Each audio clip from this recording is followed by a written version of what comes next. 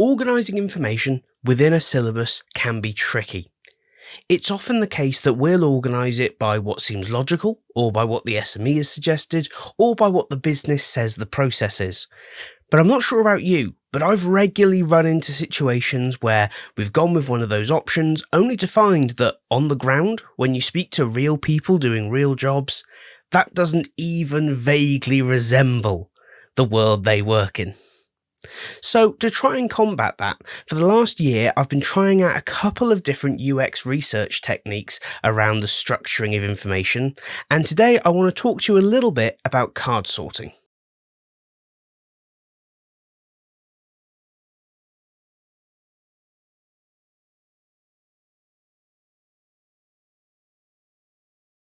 So in the world of UX research, there are tons of approaches, tons of different ways you could do things, and card sorting is really among the most basic forms of research you can complete. Now, I'll walk you through the process, but it's pretty simple. Chances are you've heard of something like this before. The first thing you need is a group of intended users. Now that's users, not SMEs, not shareholders, stakeholders, or company sponsors, or anything like that. Actual users, your intended audience for whatever you're creating here. Next up, you need to explain to them what this process is, what you're asking them to do. This is not an exercise that they can do on their own, it needs to be completed as a group because we need conversation. Yes, we're interested in the actual sorting of cards, but as UX researchers for a moment, we're also interested in the conversations that happen during this process. So we need to be very conscious, very aware of what's going on, much like facilitating any other training session, only we're probably less involved. So once you've got your group of users that are eager and ready to get involved, you need to create the cards they're going to be sorting. Now, I always think of these as like index cards. If you were going to do it in person, that's probably what you'd use.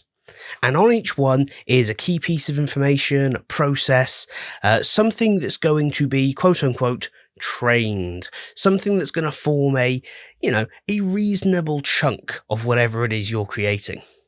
Now, ideally, you want around 30 to 60 of these cards for card sorting to be useful.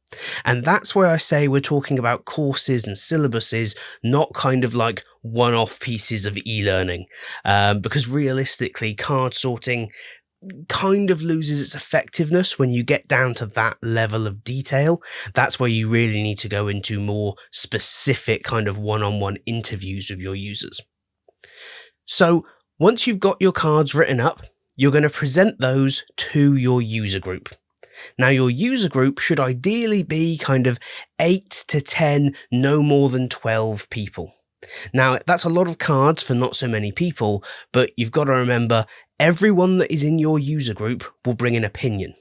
And a wide variety of opinions is fantastic. But too many cooks can make it impossible to actually complete the task. So what I would suggest is, let's say you get that ideal number of kind of 8 to 10, run 3 or 4 of these. So that way you have a huge user group pool, but they're not slowing each other down by all trying to do this activity at once. Next up, bear in mind that you don't need to bring everyone together in person. Whilst I mentioned index cards, you could just as easily do this on Trello or Miro or Figma or anything that allows kind of the visual movement of stuff around on the screen. It is that easy. So, give the cards over to your users and you're going to ask them to do 3 things. First of all, you're going to ask them to organise the cards into groups. They need to agree on this as a team. They can't have kind of things half in and half out in a group. Things need to be committed. That said, they don't need to organise them in order. So if a card's causing them trouble, you can encourage them to say, hey, put that to one side, come back to it, sort the rest. It may become more obvious in time. Now, the conversations that are going on here are vital for you to be paying attention to. And in fact, it's generally considered best practice to have a couple of researchers with you so that if you're facilitating the room, they can be observing and recording thoughts and things that they're hearing. In a perfect world, you would record the whole session so it can be reviewed without bias, without note-taking after the fact. However, that's not always possible for a variety of reasons. So if not, take really clear, concise notes. Don't put your bias into your notes. And the same is true of your facilitation of the session. You're there to make sure things run smoothly. You're there to make sure people feel that they're in a safe environment. You are not there in any way to change the result of the research. Your opinion does not matter. So, you let them organise all the cards into groups. The next thing you ask them is to justify some of their decisions. Now, not all of them, you'll be there forever. You might want to ask some questions like, were there any areas that were trickier than others? Or, this card took you a very long time to sort. Why was that? Or, this group is sizably bigger than all the other groups. What's going on there?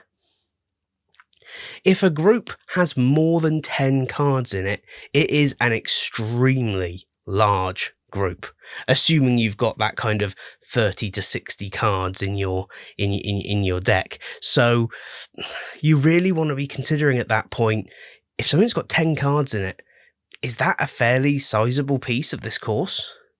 Did we know that? Did we think all of these things belonged here? And does it balance with the rest of this? Or should this be something separate?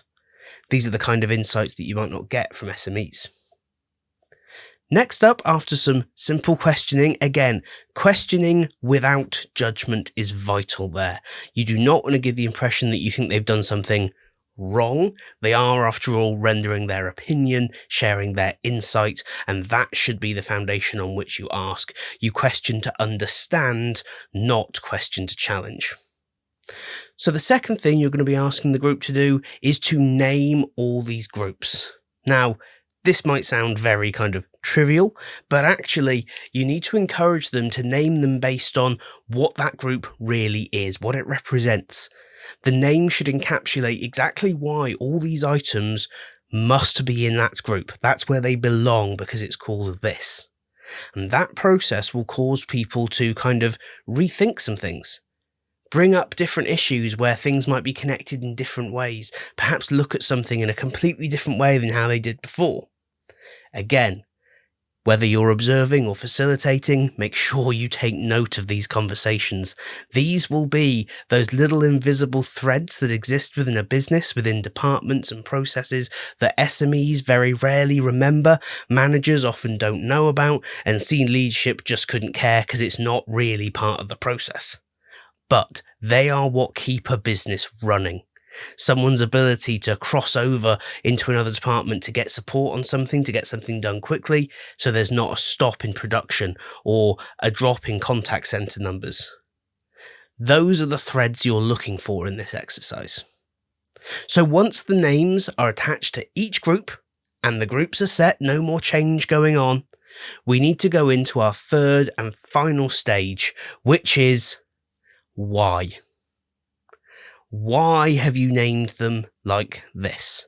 Now, this is slightly different to sort of the general questioning you might do with the grouping stage, because at that point, it's still all kind of in flux. Now, this is absolute. So it's, what is the justification? Explain this to me. You can really dig in, again, to understand, not challenge, and question around, why was this group called this, and yet it contains X, Y, and Z. Identify inconsistencies or what appear to be inconsistencies to you and question them to find out why they're not inconsistencies to your user group. Now, it may be that you discover that within the user group there's some disagreement. That's good, that's normal, there should be. If everyone agrees, you probably didn't need to do this exercise in the first place because you probably got it about right yourself. So following the card sorting exercise, it's really important that you and the other researchers involved really take the time to put down your notes, to record all the data you gathered. Look for insights, look for trends across different groups, look for conversations that keep coming up, maybe threads that keep coming up, and consider the information architecture you're building within your, let's call it a course for the sake of argument. I know we have a problem with what is a course, but in this instance, I'm thinking a larger syllabus made up of maybe multiple assessed modules and different parts of the business, all that kind of stuff. All of that is information architecture. The way in which we structure and organize information, the way in which we get from main menu to this topic to that topic to that topic, or from this course to that module to that assessment piece. All of this is information architecture. And that's where all that sorting, all that organizing, all that titling of categories really comes into its own. You can pick that up in theory and design the entire course off the back of it. Now, I wouldn't advise that because usually you'll have contradictions between groups, but it gives you an excellent starting position, usually a lot more useful in terms of actual performance improvement than the structure you came up based on logic or what your SMEs or stakeholders have suggested based on usually process mapping. Now, sometimes they will align. That does happen. There are businesses that have very, very set processes, at which point there are no, or there are very minimal invisible threads for you to pick up on, and you shouldn't train on them. But for many organizations, giving those people access to those insights in your onboarding and induction program is a fantastic way to help them hit the ground running. And the best way I've found to do it is to engage in some card sorting.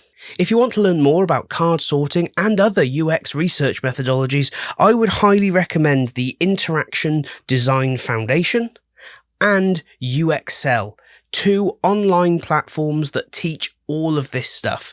Neither of them are free, unfortunately, but UXL does offer a couple of free lessons. But I would highly recommend both if this is a field you're interested in. I hope you found this video useful as a brief introduction into the world of card sorting and UX research. There's obviously a wealth more if it's something that interests you. Get in touch, I'd love to talk about it some more. Before you go, please remember to hit the thumbs up, and if you haven't already, subscribe to the channel.